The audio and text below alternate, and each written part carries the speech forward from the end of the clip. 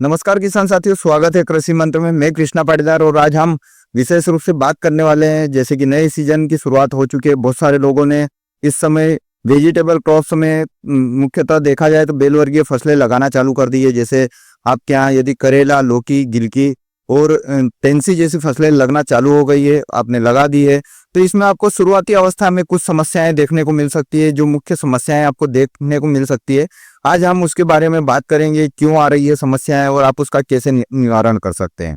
तो वीडियो में आगे बढ़ने से पहले चैनल को सब्सक्राइब कर लीजिए, बेल आइकन पर क्लिक कीजिए ताकि खेती से जुड़ी जानकारी आपको मिलती रहे। किसान साथियों, जैसा कि आप यदि देखेंगे तो आपकी विभिन्न फसलों में शुरुआती अवस्था में जब आपने बीज रखा और अंकुरण होने के बाद में एक तो मुख्यतः समस्या देखने को मिलती है, वो है गलन की। जो कि पौधा गलने लगता है, डंपिंग आने लगती है और आपके पौधे का तना जो है वो हल्का सा पिचक के गलने लगता है।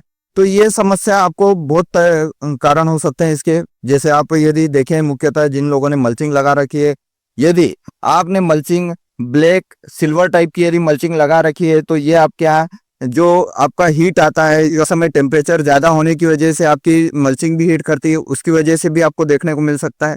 दूसरा जो कारण हो सकता है वो आपका हो सकता है, यदि आपके यहाँ इस तरीके की समस्या है तो आप पानी कितना चला रहे हैं शुरुआती अवस्था में। पौधा जब छोटा है उस समय यदि आपने अधिक इरिगेशन वाटर चला दिया है तो उस स्थिति में भी आपके यहाँ ये समस्या देखने को मिल सकती है। और तीसरा जो कारण हो सकता है वो कारण है फंगस। ये आपके यहाँ मुख्यतः जो एक गलन आती है, जो आपको हम जिसको बोलते हैं स्टेम रॉट या फिर जिसको हम बोलते हैं तना गलन, ये भी हो सकती है जो कि फंगस की वजह से होती है। तो इस प्रकार से ये 3 कारण हो सकते हैं, जिसमें शुरुआती 2 कारण जो है आप जिनको कंट्रोल कर सकते हैं। जैसे कि आपके यदि मल्चिंग ब्लैक सिल्वर मल्चिंग है तो आप क्या उसकी वजह से यदि हीट आ रही है तो इसका सिर्फ एक ही निवारण है कि इसकी जो एक्सिस जो गर्मी है, हीट है, उसको निकालने के लिए आपको एक एक्स्ट्रा होल करना चाहिए। 1-2 एक्स्ट्रा होल कीजिए, उससे आपको उसकी जो हीट बन रही है उसको आप बाहर कीजिए, सॉइल की हीट को। या फिर दूसरा जो है एक कारण जो है आपका जो बनता है, अधिक इरिगेशन यदि वाटर आप चला रहे हैं तो उसको आप कम कीजिए।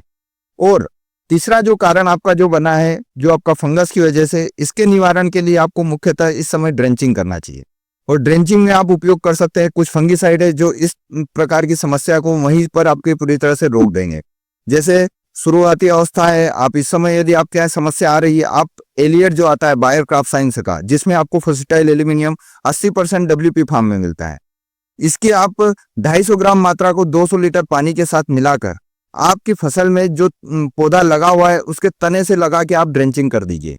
ये पूरी तरह से वहीं रुक जाएगा। या फिर आप एलियट उपयोग नहीं करना चाह रहे हैं तो आप थायोफिनेट मिथाइल 70% WP, जो कि आपको बायोस्टेट का रोको नाम से मिलता है और अन्य कंपनियां भी अन्य नाम से देती है, तो आप इसकी भी 500 ग्राम मात्रा को 200 लीटर पानी के साथ मिलाकर इसकी भी ड्रेंचिंग कर सकते हैं। यह भी आपके यहाँ जो तना की गलन की समस्या आ रही है, जो आपके यहाँ डंपिंग की समस्या आ रही है पौधों की, उसको पूरी तरह से रोक देगा। साथ ही साथ किसान साथियों, यदि आप ड्रेंचिंग करने ही जा रहे हैं तो आपको विशेष रूप से ध्यान रखना है, शुरुआती अवस्था है पौधे की तो आपको विशेष रूप से पौधे के विकास के लिए भी कुछ न कुछ उसके साथ में मिक्स करना है। यदि आप ड्रेंचिंग करने जा रहे हैं तो कोशिश कीजिए इस समय उसमें आप ऑर्गेनिक कार्बन का उपयोग कीजिए। जैसे आपका होलिस्टिक एग्रो का प्रो कार्बन आप लीजिए, इसमें आपको ऑर्गेनिक कार्बन के साथ में NPK की मात्रा मिलेगी, जो आपकी फसल को अच्छी ग्रोथ देगी, साथ ही साथ आपकी फसल के जड़ विकास को बढ़ाएगी, जिससे आपका पौधा अच्छे से ग्रोथ करेगा और आपकी फसल सुरक्षित हो जाएगी। यदि जानकारी अच्छी लगे तो अपने अन्य किसान मित्रों के साथ शेयर कीजिए। और आपकी फसल में किसी प्रकार से कोई समस्या आ रही है, आप उसका समाधान चाहते हैं, आप डिस्क्रिप्शन में जाइए, व्हाट्सएप ग्रुप से जुड़िए और आपकी जो भी समस्या है हमें भेज दीजिए, हम उसका उचित समाधान आपको देंगे। धन्यवाद।